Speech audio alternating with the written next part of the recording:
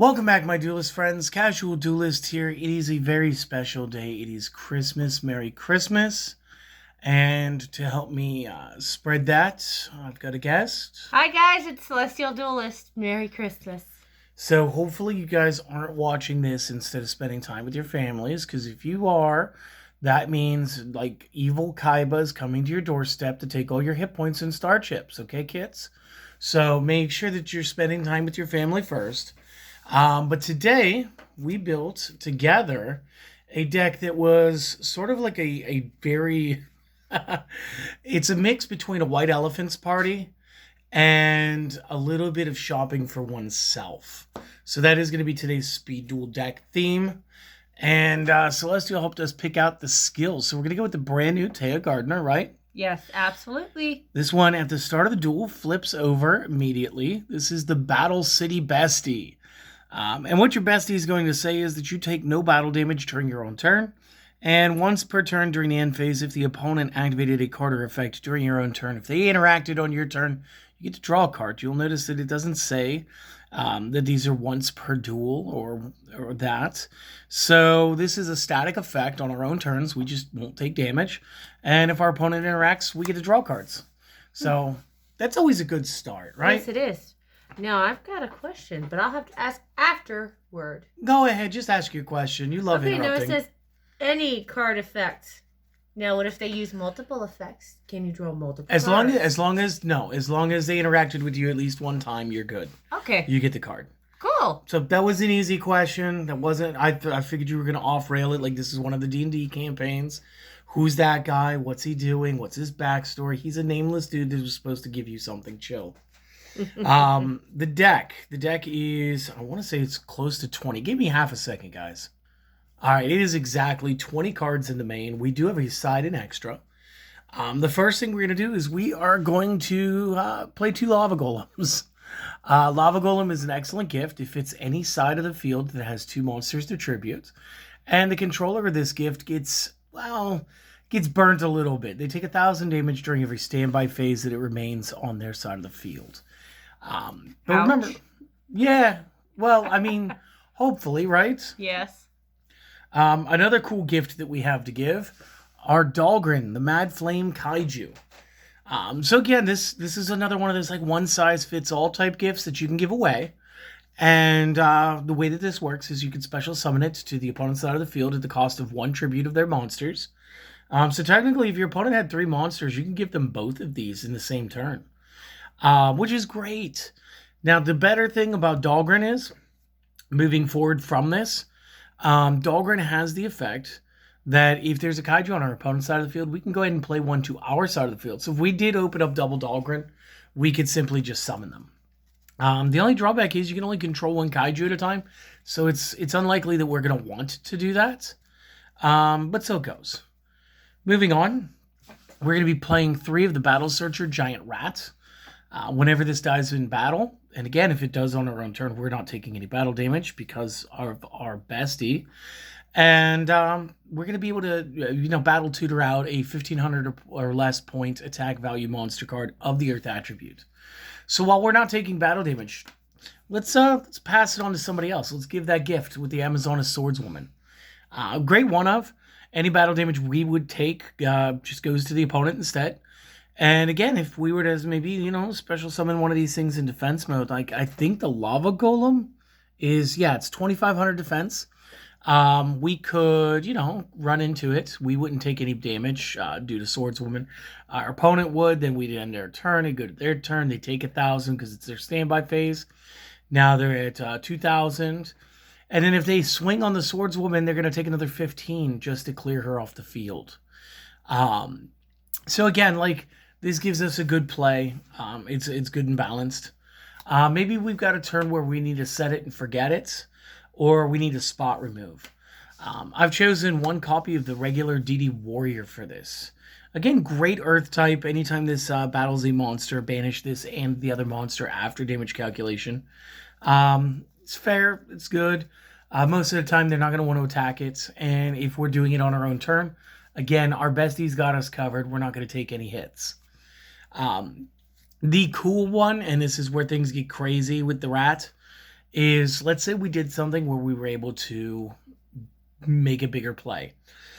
We would be able to add Injection Fairy Lily to our side of the field. Now, for those of you who are unaware about the Injection Fairy Lily, once per battle during damage calculation only, if this card battles, which means it can be attacked or it could do the attacking, during a damage step, we can pay 2,000 of our life points to pump this card's attack value by 3,000.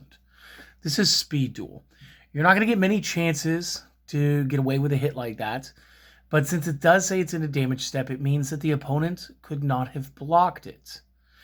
So if you attack directly, and they're like, yeah, Sakuretsu, you're doing that in response to the attack. It's not yet the damage step, so there's no fear of you having paid any damage. So it's fine. You would lose a 400-point card. But if they let it hit, well, then you're going to pay 2K to give them 3K. Because, yes. Why not?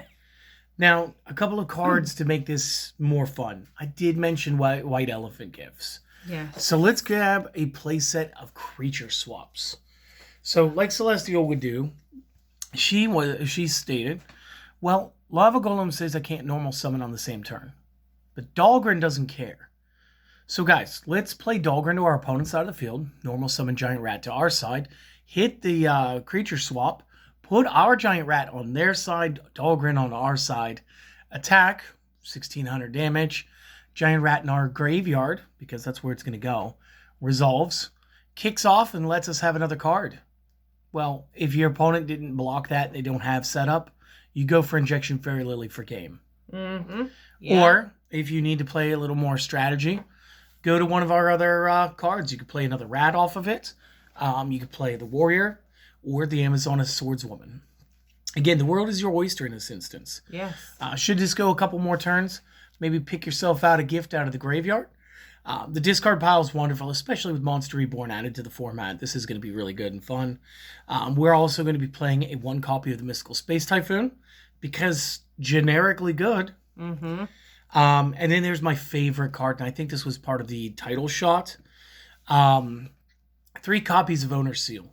So again, this is one of those moves where Celestial pointed out, Lava Golem says you can't normal summon or set the turn you play it. But she did point out Dahlgren's a special summon. So if your opponent did have 3 monsters, you could offload their entire field into those 2 3,000-point cards, activate an Owner's Seal, get your cards back on your own side of the field, and attack for game at 6,000 points. Literal 3-card opener. Very possible. Very possible. And when we got to this point, we said, the deck's 19 cards. What are we going to do? What are we going to add? Celestial pointed out that until Quaking Mirror Force and Monster Reborn get added to the one-ofs list, because they're just very good cards, we should probably play them as one-ofs and just get away with having the most fun. Now, for those of you who are uninitiated, Quaking Mirror Force, like many Mirror Force cards, activates when the opponent declares an attack. And then, much like Floodgate Trap Hole, all the attackers are going to be moved into face-down defense position and will be unable to change their battle positions moving forward. So again, Quaking Mirror Force does set you up to basically have your opponent kind of like set more cards so we can go into the gift giving. And then we can decide whether or not we want to take the gifts back or play a full-on White Elephants game with our creature swaps. So this is the main deck. And I would encourage you at this time to go ahead and either screenshot the deck list as you see it, or pause the video for a quick moment, make some notes, and we'll be right back with the side and extra decks in just a moment. Now, as we are wont to do, I'm going to go over the side deck before I go over the extra deck, just because in my head this makes sense, and because hopefully this will be the last time in 2024 I have to explain how some of these cards work. So it is what it is. So first card is our 3rd Lava Golem, because do you ever really pack enough Lava Golems when you can simply take the Lava Golems back? I think the answer is no. No. 3 copies Wabaku, because sometimes you need to let your opponent set the board up for you to snap up these monsters. So again, we're going to just run a full playset of Wabaku. Remember, monsters aren't destroyed and you take no battle damage from any battles involving that round. Works for the whole turn, so it's a good card. And then last but not least, the thing that makes our extra deck go wild 2 copies, Waking the Dragon. So again, I'm going to explain it one time for the one time. If this card on the field gets destroyed or banished and is in the remove from play stack or is in the graveyard because of an opponent's card effect, you can and will be able to special summon from the main deck if you want to play Lava Golem or your extra deck. And the extra deck is the portion of the phrase that we are concerned with. So first up is the Arcana Knight Joker. Now, 50% of me is very upset that Konami just did not slip him in there. He could have been in the extra cards like the Blue Eyes Ultimate Dragon was. We could have had a nice common version. This was a miss, Konami. Should have had it. It's a good card. It's a strong card. And everybody would have really flocked to the product who really wanted to play this. So for this boss monster to be locked away behind this feels like a miss. It really does. It really, truly does. However, we play it because it can gain immunities against all card types by being able to discard a card of the same type. And it also has a stunning 3,800 point stat. Next up, Blue Eyes Ultimate Dragon. This is great. This means this is available in Common Charity, and every speed duelist now has one. I'm so happy for everybody that can finally have these. This is something that the OCG had since like their second Kaiba starter deck, where I'm pretty sure like Shrink and Cyberstein came in the same build. Mm-hmm. Maybe Crush Card. Yeah, no, like they had so much value in the early OCG compared to early TCG. It was crazy. But again, he's the largest monster in the game currently. And we're going to follow that up with the largest monster that has piercing damage in the game currently, with the Cyber End Dragon. Destiny and Dragoon, a little spot destruction, a little extra damage. Again, maybe we've given them a Lava Golem, then they destroyed something, or they destroyed something. We got this, we played a Lava Golem. We just go ahead and break the Lava Golem. They can take 3,000. Yep. I mean, it's worth me giving up my battle phase for that. Right. Ojama King. Maybe we just want to collapse their field and hit them with a bunch of giant rats. Mm-hmm. Could be fun. And last but not least, Thousand Eyes Restrict, because he is probably one of my favorite monsters ever, and he's definitely one of the most technical plays available in the extra deck. Yep, he's one of your go-tos. Yeah. So this is it. This is the deck. This is our Christmas deck. I didn't really have a name for it. Celestial's probably going to get me while we're editing and uploading it.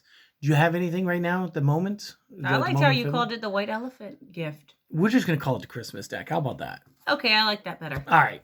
We're going to call this the Christmas deck. You guys will notice Santa Claus was not in this deck, and it's just because he's a little too weak for me to want to be able to play him, especially when I'm going to be trying to take the cards back. So I just want to use the owner's seal, and Dahlgren just made the cut over him. So that's all good and well. I do hope that you guys enjoy this. Don't worry about doing any of the things today, okay? I just want you guys to spend the time with your family. If you're blessed enough to still have them around, surround yourselves with good friends, good food, and good stories today. Celestial, you have something to show. On New Year's, we will be answering any questions that you guys have. We're just basically going to talk about everything that happened over the last year. So if we don't get any questions to answer during that, that's fine. Yep. Go ahead, put that in screen. So, but we have Trick or Trade 2023. Can you grab the set from over there? Yes, I can. So earlier this year, we got into doing some pack opening shorts because she loves pack openings. And what we did was we made a collection. We got everybody out of the Trick or Trade 2024 sets. And we did that in like a week of videos. We were opening 2 of these packs a day because they're just 3-card little boosters. And I think we still have some cards and maybe a couple of packs to give away. yeah. We're talking about doing giveaways this next year. And one of the things that we wanted to do, especially because Celestial enjoys it, is we wanted to open this up too to start our Pokemon collection with 2 Trick or Trades. And then at some point she may do a spin-off channel where that's all she does is open boosters and stuff. And honestly, we're looking for whether or not you guys would watch that if she did that. Just let us know, okay? Comment section below. Yes, please. That's it. Guys, Merry Christmas. Thank you for your great support all year, every year since I've been doing this. Go spend some time with your family. We love you. We'll see you guys next time. All right. Later. Later.